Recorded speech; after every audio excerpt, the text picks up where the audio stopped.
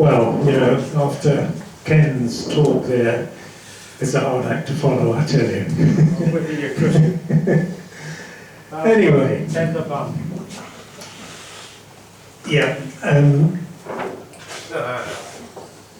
I will read from my prepared notes. I might vary from them a little bit, but basically I put a narrative together which I hope you will find interesting, maybe?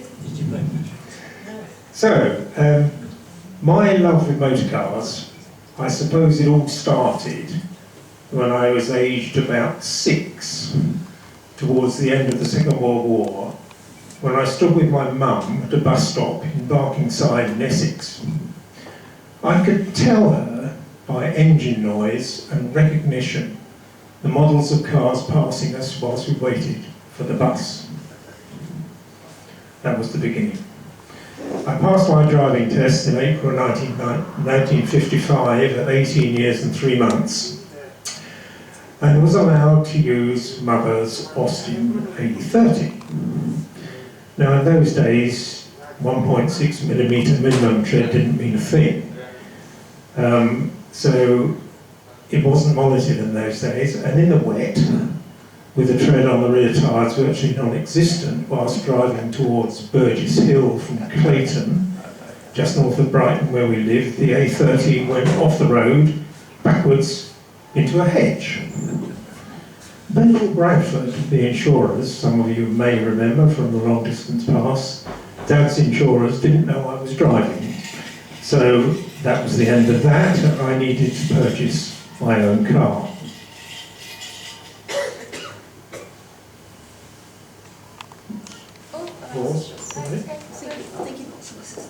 There we go. So, I bought a 1934 MG NA for £185 from Cook's Motors, run by a couple of guys called Basil Bowman and Ron Cook, both Brighton and Hove Motor Club members. And Cook Motors was in John Street, Hove, just off Palmyra Square, where I was faced, in my opinion, with a toss-up between that racing-bodied MG-NA and a 1937 Triumph Dolomite Roadster. I have to tell you, the MG won hands down. That photograph there shows that NA. Is the pointer working? No. Yes, no. No, that's the wrong photo. That one. Lovely. Yeah. I'm just wondering why I can point to that. Can I point to that? Is that the A35 you repaired for your mum? That's the A30 that went backwards through the hedge. Did you repair it for your mum? You can't see the back of it. No, I didn't repair it myself.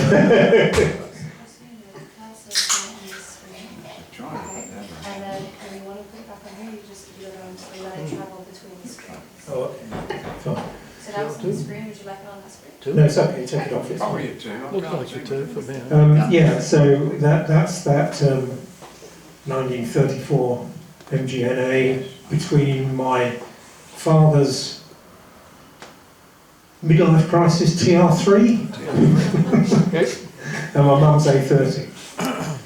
So, yeah, the NA actually was an ex-Brooklands car, chassis number MAO 603, owned by a guy called Freddie Thatcher, who was mine host of the Hand and Spear Home pub in Weybridge, but that's another story. Here's the car after it had left my hands. That's it. After it had left my hands and was in Germany, basically the same car, but it had been altered from its Brooklands period when I had it. It was absolutely as it was, but it had changed. But anyway, that car is now worth about £90,000. Wish I'd kept it? Yeah, you bet. Anyway, as with all racing cars, at some period in their life, they get worn out.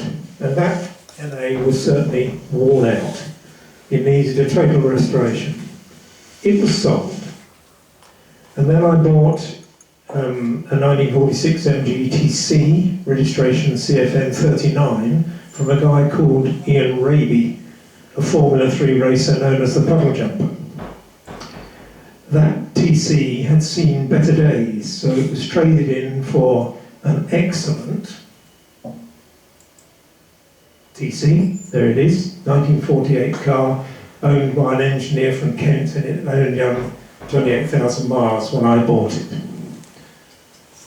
And there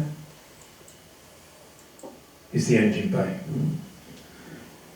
That car was registered LK274, and I bought it from a guy called Ray Moore, and both those dealers were in Brighton. The reason I sold it was that I was travelling between my home in Clayton and RAF Birch and Newton in Norfolk, and at some point the white metal bearings gave way, and I thought, well, I need a somewhat more usable motor car to go backwards and forwards. So I bought a twin carburetted, outer-headed, low-light Morris Minor in fire engine red, would, would you believe it, leopard skin seat covers. Perhaps not quite the right image, I guess. Anyway, RAF service intervened. I was posted to Aden. Lucky me! I bought a nearly new Austin Healey Sprite. This car here. Where's the cursor point? There it is. Oh, something's gone wrong there.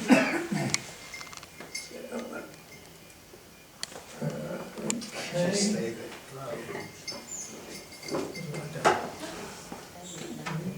I need to refresh.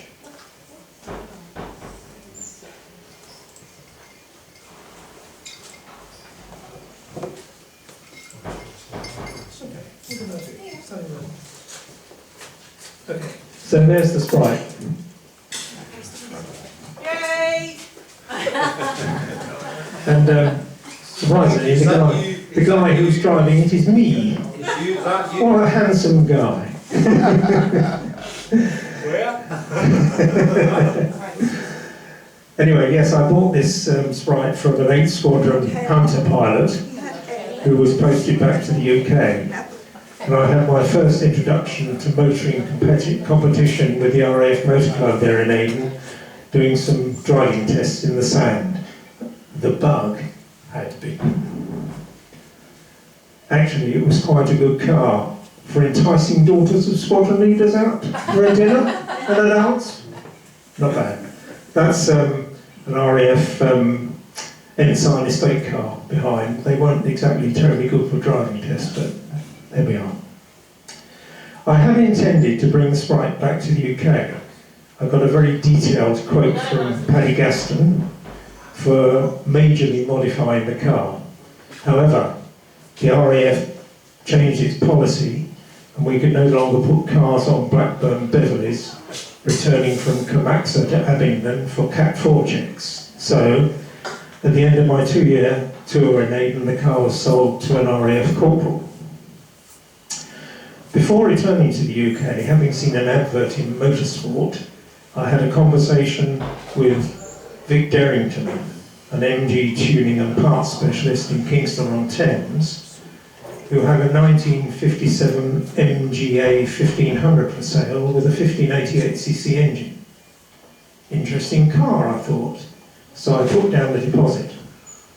The car was iris blue and registered VHY 781. Turns out this MGA had been used by Vic and Ron Godfrey of HRG fame to develop a cross-flow light alloy head for the BMC B-Series engine. The car, as bought, had a blueprinted, balanced and modified engine with twin SU carburetors. That engine was amazing. Following further modifications, it would regularly see 6,500 RPM and sometimes 7,000 on the standard rev counter. And apart from routine adjustments and replacements of distributors and the like, it never needed major attention during nearly 3 years of competitive motoring.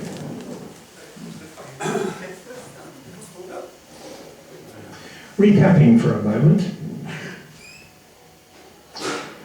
the choice in the mid to late 1950s for a British two-seater sports car was either this, the MGA, or this, the TR3, or this, the Healey 104.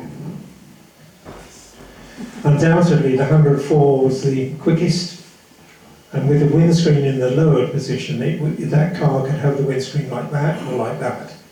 And with it in the lower position, it was a very photogenic car, absolutely beautiful, and far better in that respect than the 3000 which followed it. This would have been the obvious choice.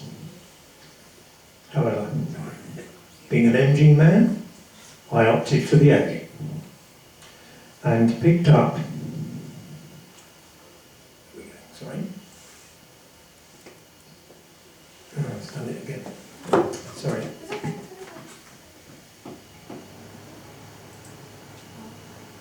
Okay. We need to go backwards one. Okay. Oh, you want it backwards? Oh, I'm sorry. Yeah, okay, that's fine. Yeah, so I opted for the A and picked up the car in Kingston-on-Thames in early 1962 and drove home to Brighton. Going under the bridge at Selsdon railway station just north of Croydon, a tooth came off second gear. This possibly occurred as the car had been used by the motoring press in road tests to evaluate the crossflow HRG head. A certain motoring magazine had also managed to drive it on the green stuff instead of the black stuff. The car was badly damaged on the near side front, and a new chassis member had to be welded in and the chassis rejigged. And at that point it was decided by Darrington to change the previous Orient Red, a 1500 colour, to Iris Blue, a 1600 colour. A new gold seal gearbox was fitted by Darrington. Initially, the car was fitted with a twin-plate Borg and Beck competition clutch, which was magnificent for competition work, but a pain in town driving, as you had to leave a gap when starting from traffic lights, otherwise you'd be straight up the back of the guy in front. That was replaced fairly early on with the Borg and Beck diaphragm clutch plate, which was equally efficient and much easier on the transmission.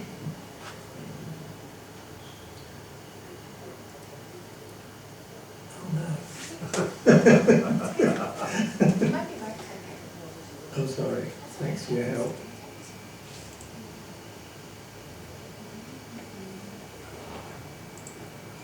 Okay, that's fine. Go for it.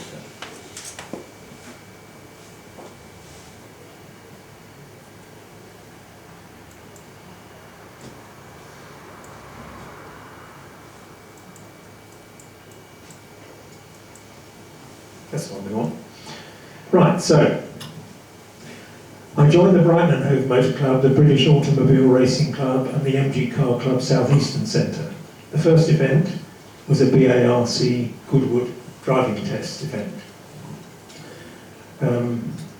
Yeah, it was a good car. It was very quick when you had open stages in what we call driving tests in those days, but it was a bit unwieldy compared with Minis and Austin Healey Sprites when reversing into garages and going through wiggle wobbles.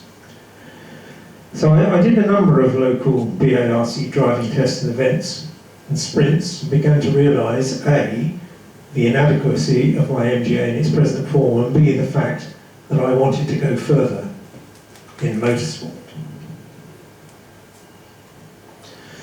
So one of the early modifications was to go to Alexander Engineering in Hadnam in Buckinghamshire. And those prices, I'll try and enlarge it. Enlarge it? Question mark.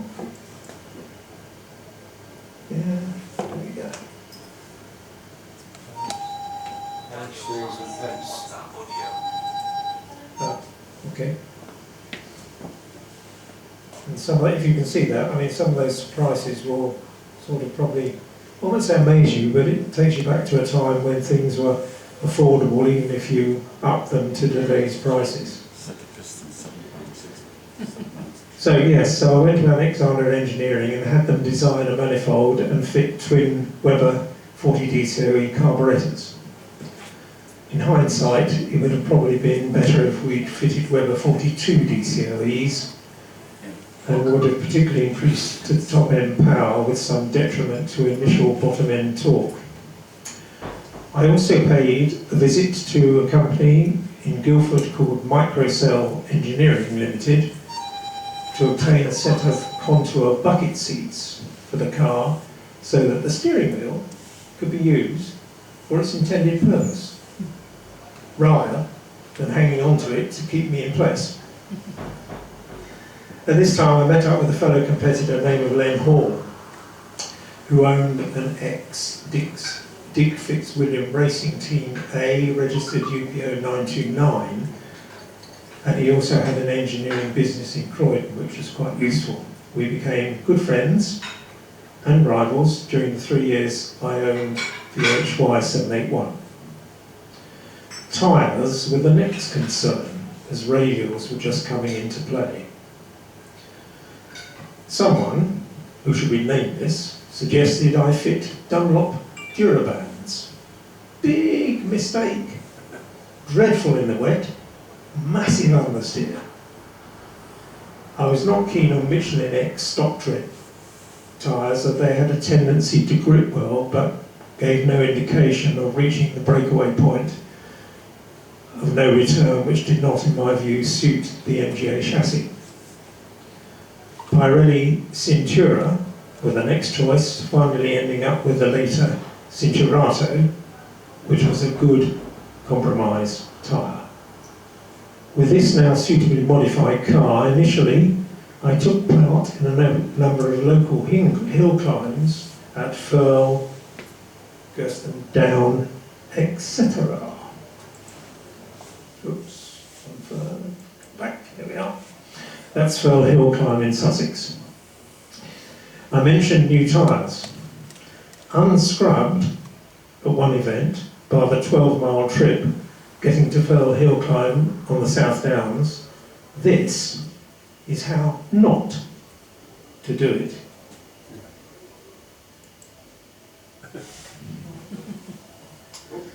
Yes, oops. And those two St John ambulance men took a very hasty retreat, I can assure you. Fortunately, the car didn't go up that bank, it stayed where it was. So, now to racing proper. High-speed trials and production sports car races with the MG Car Club. Again, these showed up deficiencies in VHY 781. Although the car with its cross-flow head and Webers had speed, its ability to get off the line with the standard differential and gear ratios left me trading somewhat, so more expenditure. In the form of a 4.55 to 1 lowered rear axle diff in place of the 4.3 to 1, and a set of close ratio gears from the BMC competitions department transformed the car, along with a free flow exhaust system from Mike the Pipe of Wallington in Surrey, exiting under the passenger door. Under extreme conditions, the rear axle could become a little wayward, and we managed to, in part, fix this by fitting Spax adjustable telescopic dampers inclined at about 30 degrees, with the top mount protruding through into the boot via a strengthening plate, leaving the lever arm dampers in place. Sort of acted a bit like a Watts linkage more than anything else, but it certainly kept the axle much more stable. Brakes were an internal problem. This was a drum brake car, and even fitting Alfin drums, they continued to crack radially, a result of using competition Mintex R72 linings. Should have fitted discs. The car now, with 95 brake horsepower at the rear wheels, was as quick or quicker than the newly introduced twin cam MGA up to about 80 miles an hour.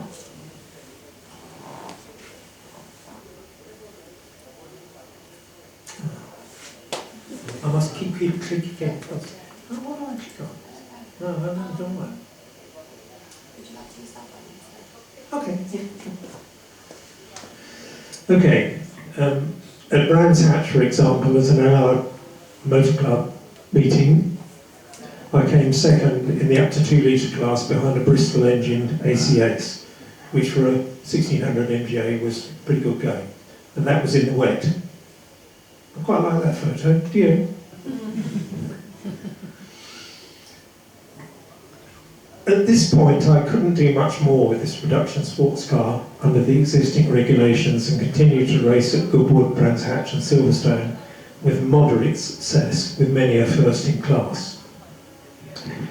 Talking of Goodwood, my favourite circuit in the early to mid-50s, at all meetings, perhaps excluding international ones, it was possible to walk around the paddock and freely mix with the likes of Sterling Moss, Roy Salvadori, Tommy Sopwith, Duncan Hamilton, etc. I particularly remember a few of us amateur sports car competitors talking at length with Sterling about the Goodwood circuit. He gave us various advice based on his experiences, and the one I particularly remember, and which has stood me in good stance over the years, regarding anything but a high-speed corner, was slow in, fast out, and it works. Regarding the chicane, his advice was get the right line out of Woodcote, get your braking done well before the chicane, no one is going to pass you on the outside at that point. And then, foot down, dear boy. He was a great guy. He also reckoned the most dangerous part of Goodwood was St Mary's. Regrettably, how right he was. There's only one line through there. Get it wrong and you're in trouble, either going off onto the grass on the infield or missing the apex for the second kink. What a superb gentleman he was, with so much time for others when time allowed. Duncan Hamilton, in contrast, could always be found in the Goodwood Arms after a meeting, pint in hand, holding forth about something or the other. But again, quite prepared to enter into conversation, providing you bought him a pint. Happy days. And those guys were so versatile. At a national meeting, they could be seen driving a saloon, in a saloon car race, then a sports car race, then in a Formula One single-seater. For instance, a Mark 7 Jaguar, a C-Type Jaguar, and then a 250th Maserati.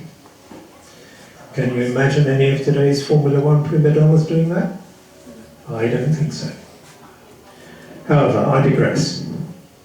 Typically, like many others, I had a desire for more performance. I tried unsuccessfully to buy Bob Olthoff's racing twin cam. That was a South African guy with a very modified twin cam, with a big 1760cc engine. I'd already agreed a deal with Bob, but Abingdon, where he worked, refused to let the car go with this development unit and insisted on it being replaced with a standard 1588cc twin cam. At this point, I lost interest. But that again is another story for another time. The bug bit further, and I jointly purchased a Lotus 18 with a Holbay Ford 997cc engine to take part in BALC Formula Junior races. But that's yet another story.